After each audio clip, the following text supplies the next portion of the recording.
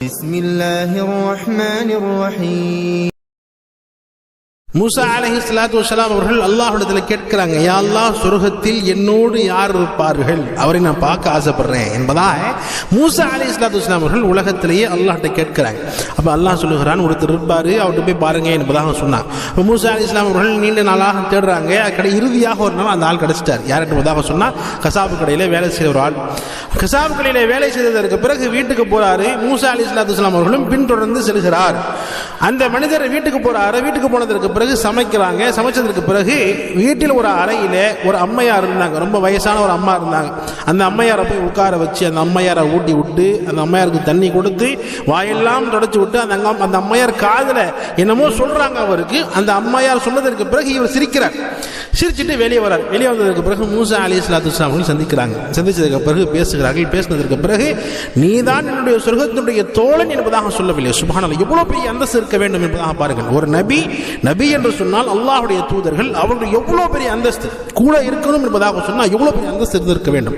அப்ப மூசா அலைஹிஸ்ஸலாத்து வஸ்ஸலாம் அவர்கள் அந்த மனிதர்கிட்ட கேட்கிறாங்க, அந்த அம்மையாரை போய் நீங்க ஹித்மத் செஞ்சீங்களே, பணிவிடை செஞ்சீங்களே, அந்த அம்மையார் யாரு என்பதாக கேட்டாங்க. அப்ப அவர் சொன்னாரு, அவர் தான் என்னுடைய தாய் என்பதாக சொன்னாங்க, என்னுடைய அம்மா என்பதாக சொன்னாங்க. சுப்ஹானல்லாஹ், அந்த அம்மையாருக்கு நான் நிரந்தரம் ஹித்மத் செய்கிறேன் என்பதாக சொன்னார்கள். அப்ப மூசா அலைஹிஸ்ஸலாம் கேட்டாங்க, அந்த அம்மையார் உங்களுடைய காதில் என்னமோ சொன்னாங்க, அதை கேட்டு நீங்களும் சிரித்தீர்களே என்னவென்று கேட்டார்கள்.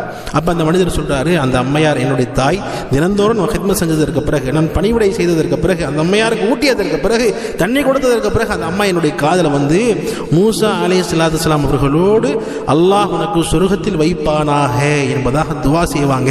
நான் சிரிச்சிருவேன். மூசா அலைஹிஸ்ஸலாம் அவர் நபி, அவருடைய அந்தஸ்து எங்க, நான் எங்க, என்னுடைய அந்தஸ்து என்ன, ஒண்ணுமே இல்லையே நான் என்பதாக நான் சிரிச்சிட்டு வெளியே வருவேன் என்பதாக அந்த மனிதர் சொல்கிறார். சுப்ஹானல்லாஹ், கணித்திற்குரிய அல்லாஹ்வுடையவர்களே, நிச்சயமாக இப்போ ஒரு தாய் துவா செய்யறாங்க என்பதாக சொன்னா அந்த துவாவுடைய பவரை பாருங்கள். அந்த தாய் என்ன டெய்லி என்ன துவா செய்றாங்க, மூசா அலைஹிஸ்ஸலாத்து வஸ்ஸலாம் அவர்களோடு ஒரு நபியோடு சொர்க்கத்தில் நீ இருக்கணும் என்பதாக மகனை பார்த்து துவா செய்யறாங்க. அந்த துவாவை அல்லாஹ் கபூல் செய்து விட்டான். அல்லாஹ் சொல்லும் பொழுது, மூசாவே, உன்னுடைய சொர்க்கத்தோடு நீ வந்தான், உன்னுடைய சொர்க்கத்தில் உங்களோடு இருக்கக்கூடிய நபர்கள் இவர்தான், எனவே நீங்கள் பார்த்துக் கொள்ளுங்கள் என்பதாக சொன்னாங்க. எனவே நிச்சயமாக நாம் நம்முடைய பெற்றோர்களுக்கு இடத்துல நல்ல முறையில் நடந்து கொள்ள வேண்டும். அந்த பெற்றோரிடத்தில் துவாக்கள் பெற்றுக்கொள்ள வேண்டும். அந்த பெற்றோர்கள் நாம் ஹித்மத் செய்ததற்கு பிறகு, பணிவிடை செய்ததற்கு பிறகு அந்த பெற்றோர்கள் கையெடுத்து துவா செய்ய வேண்டும் என்ற அவசியம் கிடையாது.